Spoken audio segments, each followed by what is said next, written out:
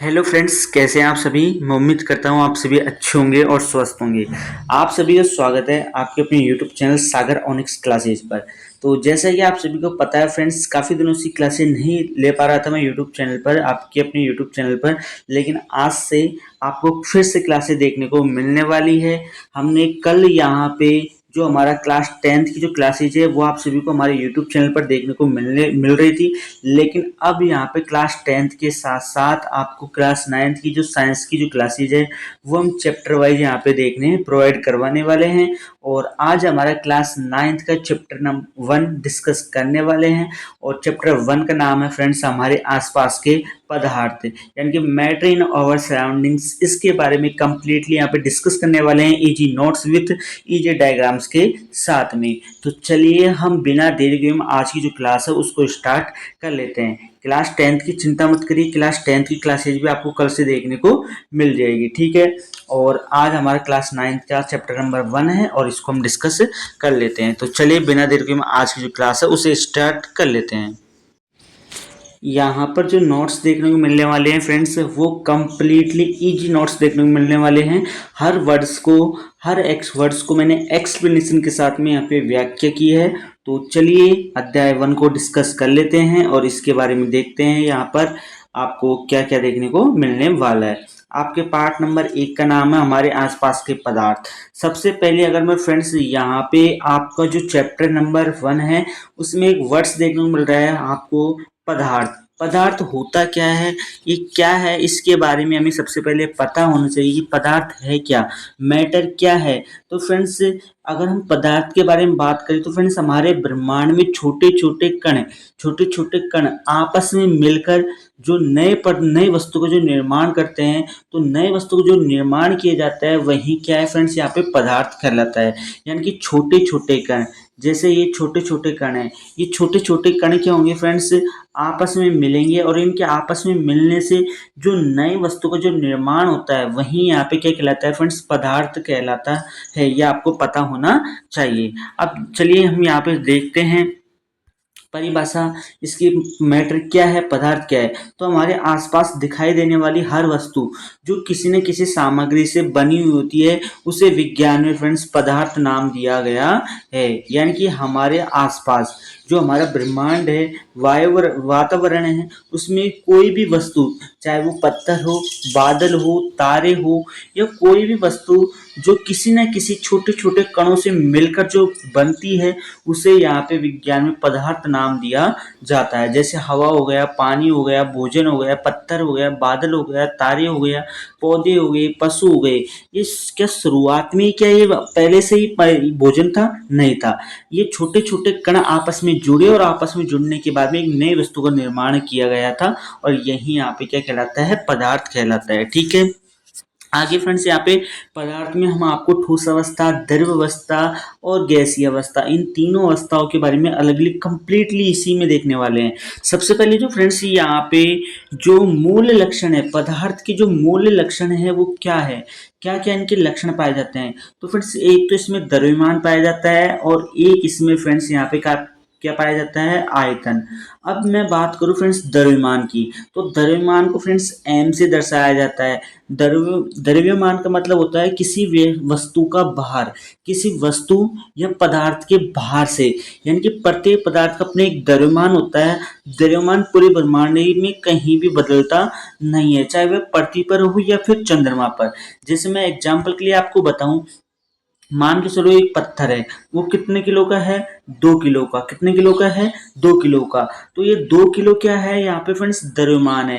यानी कि इसका मॉस यहाँ पे क्या है, भार है। तो जो जिस वस्तु या पदार्थ का भार होता है वही यहाँ पे क्या कहलाता है, द्रव्यमान कहलाता है, ठीक है। और द्रव्यमान प्रत्येक पदार्थ में, ऐसा नहीं किसी में है किसी में नहीं है, ब्रह्मांड की हर एक वस्तु में यहाँ पे द्रव्यमान मौजूद होता है। ये आपको समझ में आना चाहिए और ये कभी भी नहीं बदलता है। जैसे ये आज 2 किलो का था तो कल ये नहीं है कि ये 3 किलो हो जाएगा, बिल्कुल नहीं होगा। आज 2 किलो है, कल भी ये 2 किलो ही रहेगा, ठीक है। बात करते हैं फ्रेंड्स यहाँ पे आयतन की, वॉल्यूम क्या है। तो पदार्थ कुछ ना कुछ स्थान घेरते हैं। आयतन का मतलब है कोई वस्तु या कोई पदार्थ जो स्थान घेर रहा है, ठीक है। जैसे मान के चलो अभी मैंने यहाँ पे लिखा आयतन, ठीक है, क्या लिखा, आयतन। तो यहाँ पे जो मैंने आयतन लिखा, तो आयतन ने यहाँ पर ये स्थान जो घेरा है, जिस स्थान पर ये अपने स्थान को घेर रहा है, वहीं यहाँ पे क्या कहलाता है, आयतन या वॉल्यूम कहलाता है। और इसका एक निश्चित आयतन होता है। जैसे आपने देखा होगा ईंट, ठीक है, तो ईंट मान के चलो 5 किलो की थी, तो उसका द्रव्यमान फिक्स हो गया, ठीक है। उसको मैंने जमीन पर, भूतल पर उसे रख दिया, तो उस वस्तु का जैसा आकार था उसके अनुसार अपने उसने उसका आकार क्या कर लिया, ग्रहण कर लिया, ठीक है। उतना ही उस स्थान उसने क्या कर लिया, घेर लिया। और जितना स्थान घेरा गया है वो क्या कहलाता है, यहाँ पे आयतन कहलाता है। तो ये द्रव्यमान और आयतन देखने को मिलता है। आगे बात करते हैं प्राचीन व आधुनिक वर्गीकरण। पदार्थों के प्राचीन व आधुनिक वर्गीकरण के बारे में समझते हैं कि ये क्या है। तो यहाँ पर अगर हम देखे जाए तो भारतीय दार्शनिकों के अनुसार, यानी कि कुछ दार्शनिक रहे होंगे, उन्होंने सभी 5 पदार्थों को 5 मूल तत्वों से मिलकर बने हैं। यानी कि हमारा शरीर 5 तत्वों से मिलकर बना हुआ है। 5 तत्व कौन कौन से हैं? वायु हो गया, पृथ्वी हो गया, अग्नि, जल और आकाश। ये फ्रेंड्स क्या है, पंच तत्व कहा जाता है। पंच तत्व आपसे ऑब्जेक्टिव क्वेश्चन पूछ सकता है, निम्न में से पंच तत्व कौन सा है, ठीक है। तो वायु, पृथ्वी, अग्नि, जल और आकाश, ये क्या है फ्रेंड्स, पंच तत्व, यानी कि 5 तत्वों से मिलकर बना हुआ होता है। यूनानी दार्शनिकों ने भी ऐसी ही बातें बताई थी। आधुनिक विज्ञान क्या कहता है, आधुनिक वैज्ञानिक पदार्थों को उनके भौतिक गुणधर्मों और रासायनिक प्रकृति के आधार पर वर्गीकृत करते हैं। यानी कि भौतिक परिवर्तन और रासायनिक परिवर्तन। आगे हम सिंपली देखते हैं, मैं आगे और एक्सप्लेन कर दूंगा, लेकिन यहाँ पे आपको इतना सा यहाँ पे कंफर्म कर देता हूँ कि भौतिक परिवर्तन क्या होता है और रासायनिक परिवर्तन क्या होता है। भौतिक परिवर्तन ऐसा परिवर्तन होता है जिसमें किसी वस्तु के कोई नया रूप नहीं बनता है, कोई नई वस्तु का निर्माण नहीं होता है, वो होता है फ्रेंड्स भौतिक परिवर्तन, ठीक है। अगर रासायनिक परिवर्तन की बात करें तो किसी पदार्थ के द्वारा जब 2 पदार्थ आपस में मिलते हैं तो मिलने से जो नई वस्तु का जो निर्माण होता है वो यहाँ पे क्या कहलाता है, रासायनिक परिवर्तन कहलाता है। जैसे मान के चलो फ्रेंड्स, पहले ये दूध था, ठीक है, क्या था, दूध था। इसमें आपने शाम को इसमें जावण दिया इसको, तो इसके बाद इस दूध से क्या बना, दही बना। दही से क्या बना फ्रेंड्स, मक्खन बना। तो पहले ये दूध था, बाद में क्या बना, दही बना। और दही बनने की जो प्रक्रिया है वो यहाँ पे रासायनिक परिवर्तन में देखने को मिलती है। अगर ये पहले दूध था, बाद में भी ये दूध ही रही, तो इसमें कोई भी परिवर्तन नहीं देखने को मिला, ठीक है। पहले ये दूध था, बाद में भी दूध ही रहा, तो कोई परिवर्तन नहीं हुआ, कोई बदलाव नहीं हुआ, तो वो क्या हो जाएगा, भौतिक परिवर्तन। लेकिन पहले वो दूध था, बाद में वो दही बन गया, बाद में क्या बन गया, दही बन गया। और दही बनना तो नए पदार्थ का क्या हुआ, निर्माण हुआ। और जो नए वस्तु का जो जब निर्माण होता है तो वो क्या आता है, रासायनिक परिवर्तन में देखने को मिलता है। इतना आपको ध्यान रखना है। और आधुनिक वर्गीकरण में बस यही बोला जाता है, जो पदार्थ है उनको भौतिक गुणधर्मों में और रासायनिक प्रकृति के आधार पर वर्गीकृत करते हैं, ठीक है। भौतिक गुणधर्म में केवल रंग बदल सकता है, रूप बदल सकता है, आकार बदल सकता है, ठीक है, लेकिन उसमें कोई नए पदार्थ का निर्माण नहीं होता है। आगे हम और एक्सप्लेनेशन के साथ समझाने वाले हैं। पदार्थ के कणों के अभिलाक्षिक गुण, यानी कि जो पदार्थ के जो कण होते हैं, ठीक है, मैंने अभी आपको क्या बताया, परिभाषा डेफिनेशन क्या बताई थी, छोटे छोटे कण, छोटे छोटे कण आपस में मिलकर जो नए वस्तु का जो निर्माण करते हैं तो वो क्या कहलाते हैं, पदार्थ कहलाते हैं। तो इन कणों के आपस में जुड़ने में कौन कौन से गुण पाए जाते हैं, ठीक है। तो फ्रेंड्स, एक तो पदार्थ बहुत छोटे छोटे कणों से मिलकर बना हुआ होता है जिसकी हम कल्पना भी नहीं कर सकते। और इन कणों के 3 मुख्य गुण पाए जाते हैं, ठीक है। 3 मुख्य गुण पाए जाते हैं, कौन कौन से, एक तो इनको कणों के बीच में रिक्त स्थान होता है। ऐसे नहीं है कि एक कण यहाँ पे है और एक कण यहाँ पे है, ठीक है। ये कण जब पहले शुरुआत में क्या ऐसे थे, नहीं थे। शुरुआत में पहले ये दूर दूर थे, फिर इनको आपस में मिलाया गया और आपस में मिलाने के बाद यहाँ पे नए वस्तु का निर्माण हुआ। तो ऐसे आपको ध्यान रखना है, एक तो इनके कणों के बीच में क्या होता है, रिक्त स्थान होता है, स्पेस बिटवीन पार्टिकल्स, यानी कि इनके जो कण होते हैं उनमें यहाँ पे क्या होता है, रिक्त स्थान देखने को मिलता है। तो आपको ध्यान रखना है, पदार्थों के कणों के बीच खाली स्थान अर्थात गैप पाया जाता है। जब हम चाय, कॉफी या नींबू पानी बनाते हैं तो एक पदार्थ के कण दूसरे पदार्थ के कणों के रिक्त स्थानों में समावेशित हो जाते हैं। जैसे जल के अणुओं के रिक्त स्थान में चीनी, ग्लूकोज के कण घुल जाते हैं, यानी कि एक कण यहाँ पे है और एक कण यहाँ पे है, दोनों आपस में मिले और मिलने के बाद कोई नई वस्तु का निर्माण करते हैं, ठीक है। ये आपको कहाँ काम आएंगे? ठोस अवस्था में कणों के बीच कितना रिक्त स्थान होता है, द्रव अवस्था में कणों के बीच रिक्त स्थान कैसे होता है, मध्यम होता है, हल्का होता है, ये नगण्य होता है। ये आपको वहां पर काम देखने को मिलने वाले हैं। इनके जो कण होते हैं वो निरंतर गतिशील होते हैं, ठीक है। यानी कि फ्रेंड्स इनके कण जो है ना वो कैसे होते हैं? कंटिन्यूस मूवमेंट करते रहते हैं, गतिशील करते रहते हैं। तो पदार्थ के कण हमेशा गतिशील रहते हैं, अर्थात उनमें गतिज ऊर्जा होती है। तो पदार्थ की जो कण है उनमें कौन सी ऊर्जा पाई जाती है? गतिज ऊर्जा, यानी कि काइनेटिक एनर्जी पाई जाती है, जो हमेशा यहाँ पे गति करते रहते हैं, ठीक है। आगे बात करते हैं तापमान का प्रभाव। तापमान बढ़ाने से कणों की गतिज ऊर्जा की बढ़ जाती है, जिससे उनकी गतिज ऊर्जा भी क्या होती है? बढ़ती है। यानी कि तापमान, जैसे किसी वस्तु या पदार्थ का हम कणों तापमान बढ़ाएंगे, उसको हीट करेंगे, तो उनके कणों में गति क्या हो जाएगी? तीव्र हो जाएगी, उनकी गतिज ऊर्जा बढ़ जाएगी। एग्जाम्पल के लिए मैं आपको समझाऊं तो यहाँ पे एक अच्छा सा एग्जाम्पल लेता हूँ, ताकि आपको अच्छी तरीके से यहाँ पे एक्सप्लेनेशन हो जाए।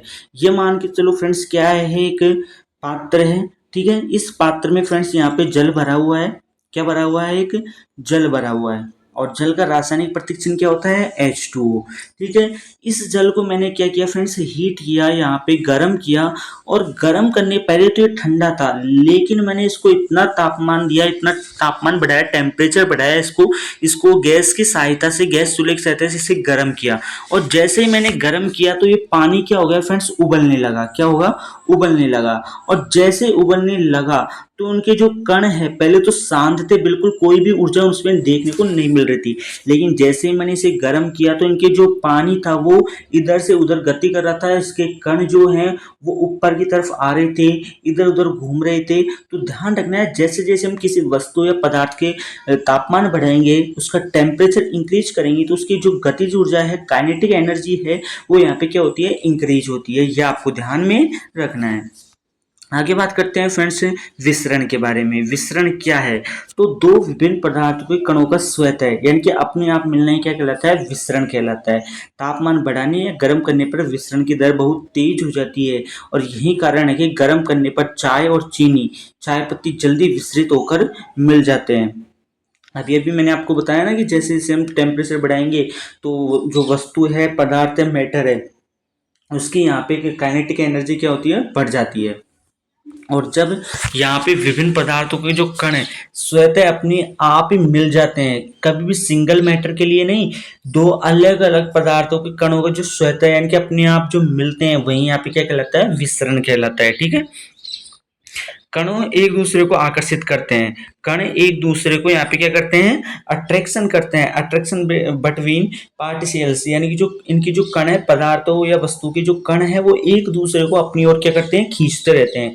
पदार्थों के कणों के बीच एक आकर्षण बल कार्य करता है, अट्रैक्शन फोर्स यहाँ पे कार्य करता है, और जो उन्हें आपस में बांध कर रखता है। यह बल अलग अलग पदार्थों में अलग अलग सामर्थ्य का होता है। जैसे ठोस में यह बल बहुत अधिक होता है, द्रव में उससे कम, और गैस में सबसे कम देखने को मिलता है, ठीक है।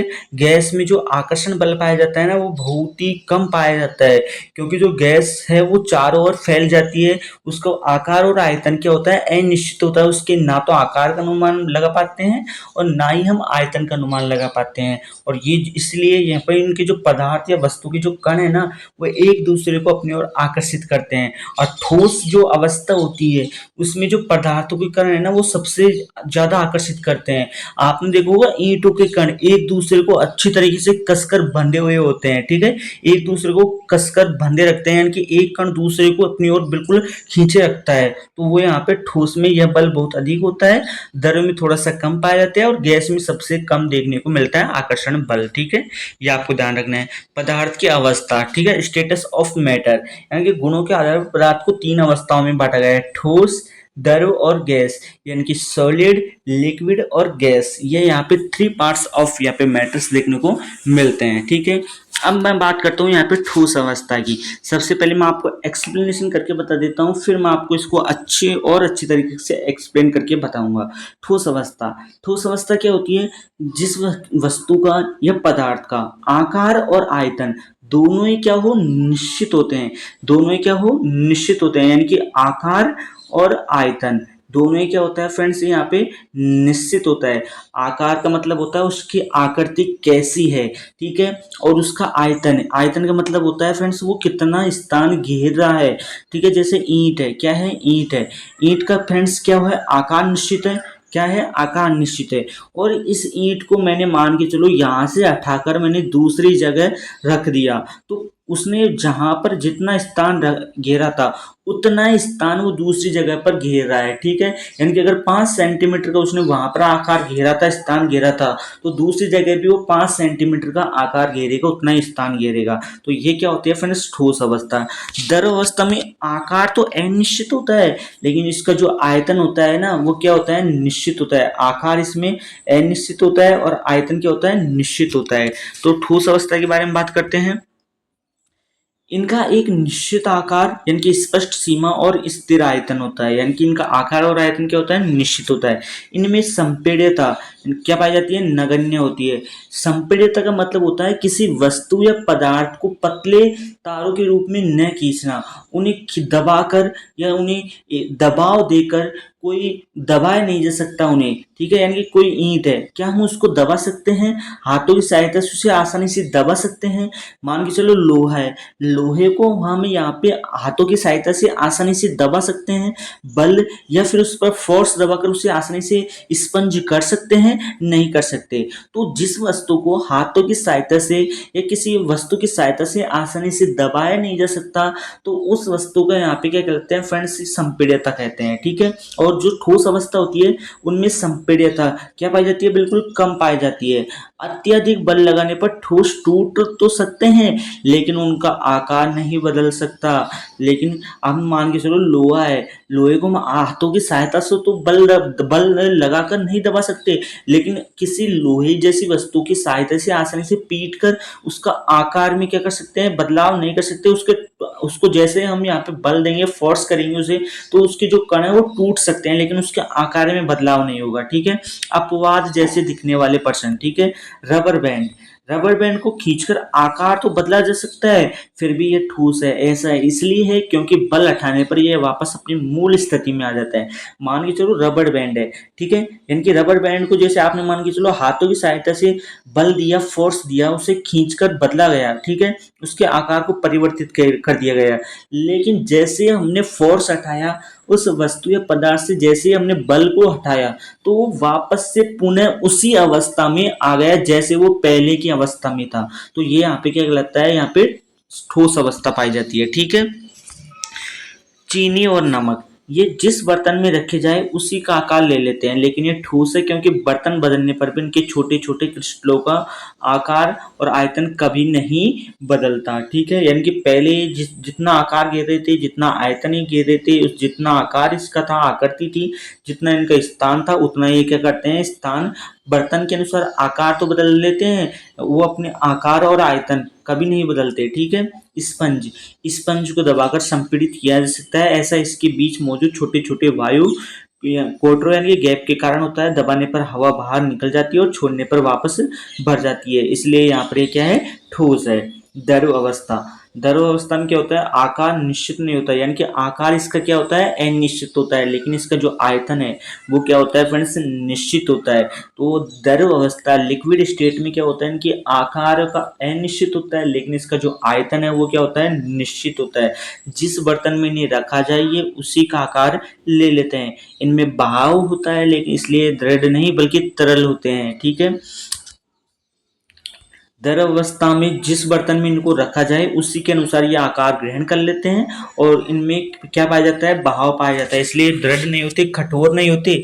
ये क्या होते हैं फ्रेंड्स, तरल होते हैं, ठीक है। द्रव में ठोस, द्रव और गैस तीनों का मिश्रण संभव है।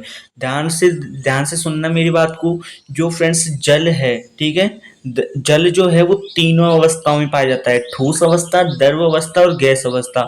इन तीनों अवस्थाओं में पाए जाने वाले पदार्थ का नाम है फ्रेंड्स यहाँ पे जल, ठीक है। जैसे पानी में चीनी को घुलना, पानी में एल्कोहल का मिलना और पानी में ऑक्सीजन व कार्बन डाइऑक्साइड का विसरण होना। जलीय जीव पानी में फुली हुई ऑक्सीजन के कारण श्वास ले पाते हैं। ठोस की तुलना में द्रव के कणों के बीच रिक्त स्थान अधिक होता है। ठोस की तुलना में द्रव की जो कण है उनके बीच रिक्त स्थान अधिक हो जाता है, उनमें जो रिक्त स्थान गैप है वो बहुत ज्यादा पाया जाता है। गैस अवस्था, इसका न तो निश्चित आकार होता है और न ही निश्चित आयतन होता है, यानी कि इसका आकार और आयतन दोनों ही क्या होता है, अनिश्चित होता है। ठोस और द्रव की तुलना में गैसों की संपीड़ितता काफी अधिक होती है, यानी कि इनके कणों को दबाकर एक छोटे स्थान पर इकट्ठा किया जा सकता है, यानी कि इन पर फोर्स रखकर, इन पर बल देकर इनको इकट्ठा एक छोटे से स्थान पर भी क्या कर सकते हैं, इकट्ठा कर सकते हैं। ठीक है। दैनिक जीवन में यहाँ पे सॉरी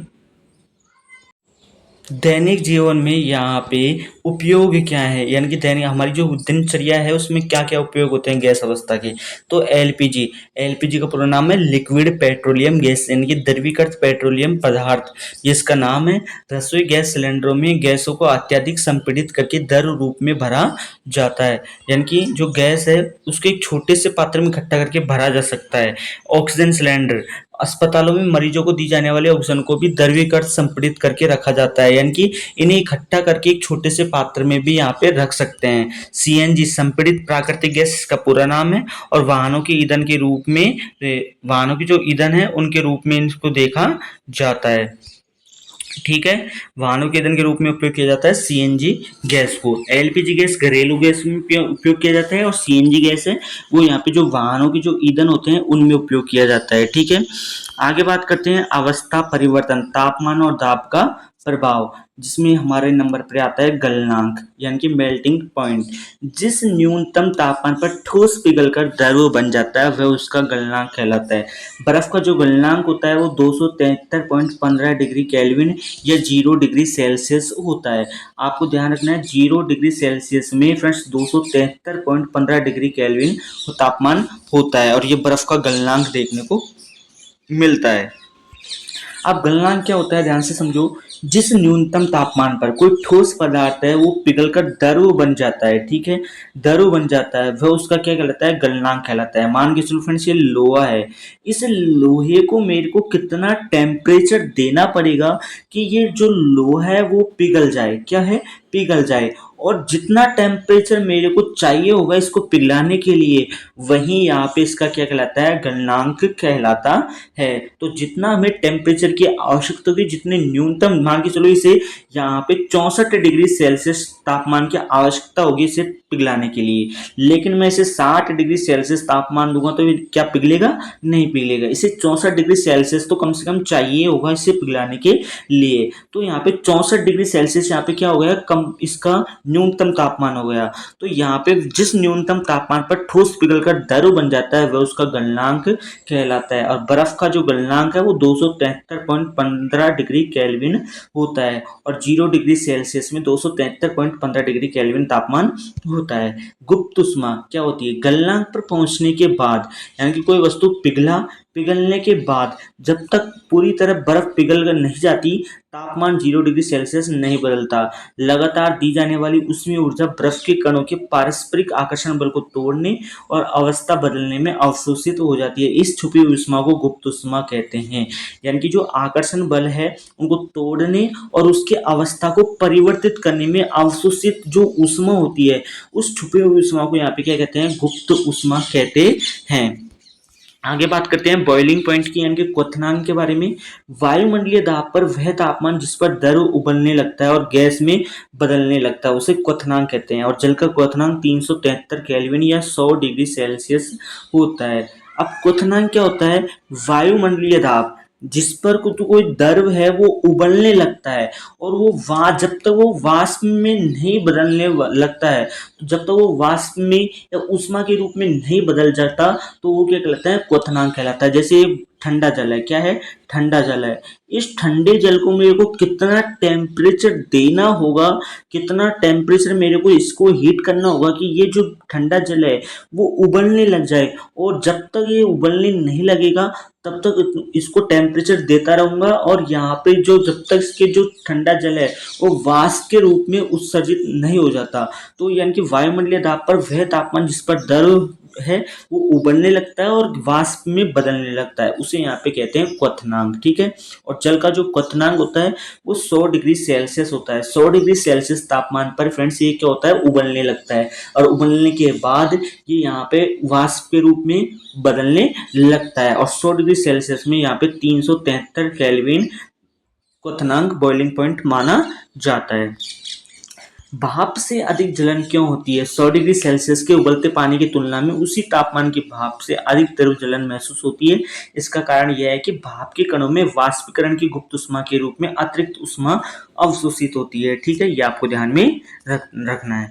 आगे बात करते हैं ऊर्ध्वपातन के बारे में। द्रव अवस्था में आए बिना ठोस से सीधे गैस में बदलने की प्रक्रिया को ऊर्ध्वपातन कहते हैं। जैसे कपूर को आपने जलाया होगा, कपूर पहले क्या था, ठोस था, ठीक है, लेकिन उसको आपने जलाया, जलाने के बाद वो सीधे किस में बदल गया, गैस में। द्रव अवस्था में नहीं बदला, सीधे किस में बदल गया, गैस अवस्था में, तो वो यहाँ पे ऊर्ध्वपातन कहलाता है, ठीक है। तो यानी कि द्रव अवस्था नहीं पाई गई, ठोस से सीधे किस में गया, गैस अवस्था में, ठीक है, तो ये यहाँ पे ऊर्ध्वपातन कहलाता है। निक्षेपण क्या होता है, गैस से सीधे ठोस बनने की प्रक्रिया को निक्षेपण कहते हैं, यानी कि गैस से ठोस बनना, गैसीय पदार्थ से सीधा ठोस बनना यहाँ पे निक्षेपण कहलाता है। शुष्क बर्फ ठोस कार्बन डाइऑक्साइड को, यानी कि कार्बन डाइऑक्साइड जो गैस है CO2, ठीक है, CO2 गैस को शुष्क बर्फ कहते हैं, और एटमॉस्फेरिक प्रेशर पर यह द्रव अवस्था में आए बिना सीधे गैस में बदल जाती है। यानी कि CO2 जो गैस है वो यहाँ पे सीधे गैस अवस्था से ठोस अवस्था में बदलती है एटमॉस्फेरिक प्रेशर पर, ठीक है, ये आपको ध्यान रखना है। अवस्था परिवर्तन चक्र, ठीक है, तो अवस्था परिवर्तन चक्र आप इसका स्क्रीनशॉट ले लेना, यहाँ पे आपको मिल जाएगा, ठीक है। वाष्पीकरण क्या है, तो क्वथनांक से कम तापमान पर ही द्रव के वाष्प में परिवर्तित होने की प्रक्रिया को वाष्पीकरण कहते हैं। क्वथनांक में आपको बताया था 100 डिग्री सेल्सियस और 373 डिग्री केल्विन क्वथनांक पाया जाता है यहाँ पे। और क्वथनांक से कम तापमान पर ही द्रव के वाष्प में परिवर्तित होना, यानी कि क्वथनांक 100 डिग्री सेल्सियस से कम तापमान पर ही द्रव का वाष्प में परिवर्तित होने की जो प्रक्रिया है वो यहाँ पे क्या कहलाती है, वाष्पीकरण कहलाती है, यह आपको ध्यान में रखना है। वाष्पीकरण को प्रभावित करने वाले 4 कारक देखने को मिलते हैं। 4 कारक कौन कौन से हैं यहाँ पे फ्रेंड्स, एक तो सतह क्षेत्र, यानी कि सरफेस एरिया बढ़ने पर, सतह क्षेत्र सरफेस एरिया इंक्रीज होने पर वाष्पीकरण की दर बढ़ जाती है, और यही कारण है कि कपड़े जल्दी सुखाने के लिए हम इन्हें फैला कर डालते हैं। हम कपड़े को सुखाने के लिए उन्हें फैला कर ही क्यों डालते हैं, क्योंकि जैसे जैसे इनका सरफेस एरिया बढ़ेगा तो इनकी वाष्पीकरण की दर क्या होती है, बढ़ जाती है। जैसे जैसे इनका जो सरफेस एरिया है जैसे जैसे वो इंक्रीज होगा तो इनकी जो वाष्पीकरण की दर है वो क्या होती है, बढ़ जाती है। और यही कारण है कि हम जो कपड़े हैं उनको यहाँ पे फैलाकर डालते हैं ताकि वो इनके वाष्पीकरण की दर से आसानी से सूख जाए। लेकिन अगर हम इकट्ठा कर डालेंगे तो वाष्पीकरण की दर क्या हो जाएगी, कम हो जाएगी, और कम होने के बाद वो बहुत ज़्यादा टाइम लेंगे, ठीक है। इसलिए हम कपड़ों को सुखाने के लिए यहाँ पे क्या करते हैं, उनका सरफेस एरिया बढ़ा देते हैं और फैलाकर सुखाते हैं।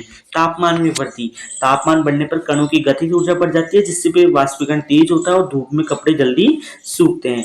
आर्द्रता, आर्द्रता का मतलब होता है नमी, ठीक है, आर्द्रता में कमी, वायु में विद्यमान जल वाष्प की मात्रा को आर्द्रता कहते हैं, यानी कि जो वायु है उसमें उपस्थित जल वाष्प की मात्रा को, यानी कि उसकी नमी कितनी है, उसकी जल वाष्प की जो मात्रा होती है उसे यहाँ पे आर्द्रता कहते हैं।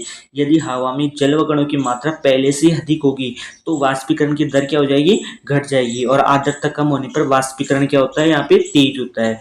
वायु की गति में वृद्धि देखने को मिलती है, और वाष्प इसमें आप देख लेना, ठीक है। तो ये फ्रेंड्स आज का चैप्टर था, चैप्टर नंबर 1, पदार्थ, हमारे आसपास के पदार्थ, मैटर इन आवर सराउंडिंग्स, जो हमने कम्प्लीटली 1 शॉर्ट वीडियो के माध्यम से आपको यहाँ पे समझा दिया है। अगर ये क्लास आपको अच्छी लगी है तो क्लास को लाइक कर दीजिएगा, वीडियो को शेयर कर दीजिएगा, और चैनल को सब्सक्राइब करना मत भूलिएगा। ऐसे ही हम डेली यहाँ पे रेगुलर वीडियोज लेकर आते रहेंगे आपके लिए, और कल आपको क्लास 10 की क्लासेज भी देखने को मिल जाएगी। मिलते हैं एक नेक्स्ट वीडियो के साथ, तब तक के लिए जय हिंद, जय भारत।